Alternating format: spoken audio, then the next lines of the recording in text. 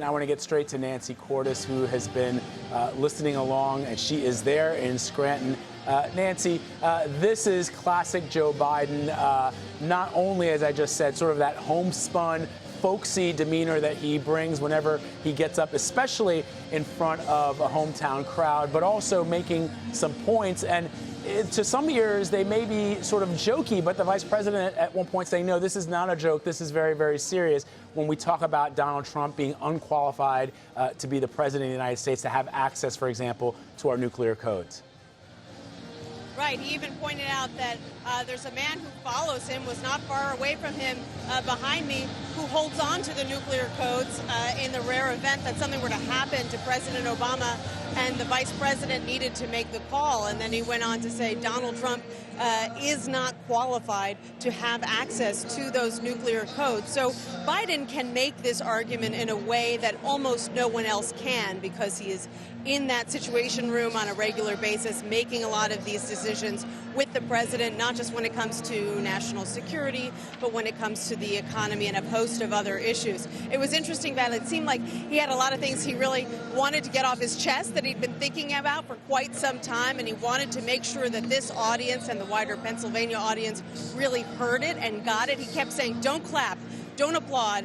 This is serious. I want you to listen to what I'm saying. I want you to understand what I'm saying. Not just when he was talking about Donald Trump, but when he was talking about Hillary Clinton as well, in a speech that was, frankly, more personal than his Democratic convention speech, where he talked about her character and the fact that she had grown up not far in a town not unlike this one, and that her father was from here and her grandfather, and that she shared the values that the people in this crowd have. And that is important, Vlad, because he's trying to make the case to Pennsylvanians, you know me, you're not sure if you know Hillary Clinton, if you really know what she's made of. You know she's smart, you know she's tough, you know she's strong and doesn't give up and all that. But I want to try to explain to you what I know, which is that she really cares about people like you, goes to bed thinking about people like you. And that's a kind of case that, frankly, Hillary Clinton needs more well-known supporters making for her out on the campaign trail. Nancy, I want to ask you something about something specifically the vice president talked about.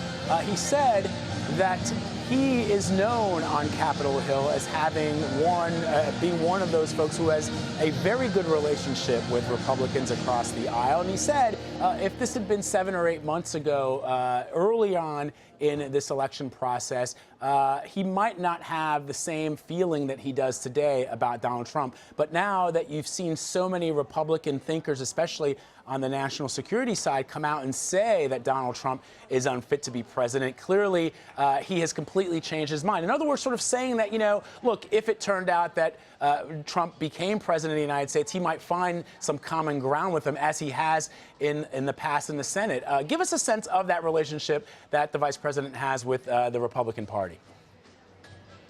Well, he was in the Senate for decades, and he was really part of that old guard, Teddy Kennedy, Bill Frist, and others, who really believed that the only way to get somewhere was to compromise with the other side. And they really took pride in being able to craft deals with the other side. Bob Dole, another one who comes to mind.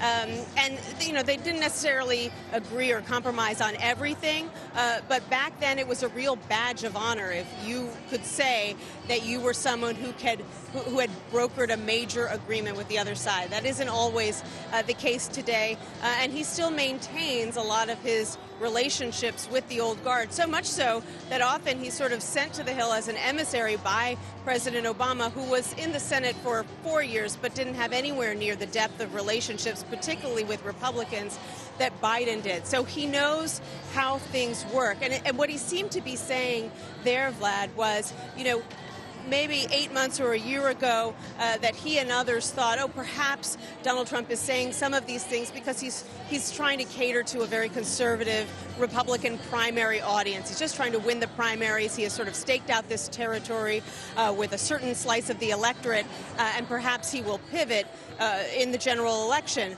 But what Vice President Biden and so many other Republican leaders have said, as you pointed out, is that actually he hasn't made that pivot. And so the Vice President was saying that he is more concerned now than he would have been even 8 months ago about what a Trump presidency could look like.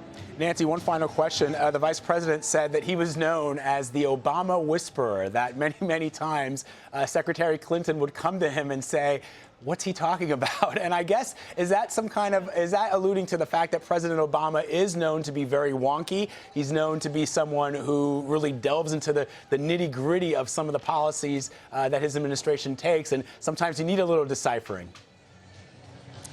I kind of was wondering, Vlad, what she thought sitting behind him as he said that, because after all, these are two people who both know President Obama pretty well. Obviously, Biden sees him on an almost daily basis in the White House, spends probably more time with him than almost anybody. But Hillary Clinton spent quite a bit of time with him as well. And I wondered whether she felt that she really needed an Obama whisperer. But nevertheless, I'm sure during those weekly conversations over breakfast at the vice president's residence, there were times where perhaps the president had made a comment in a meeting the previous week, and Hillary Clinton was looking for more guidance about exactly what he meant, and perhaps thought that the vice president, who spent so much time with him, might be able to give her some insight.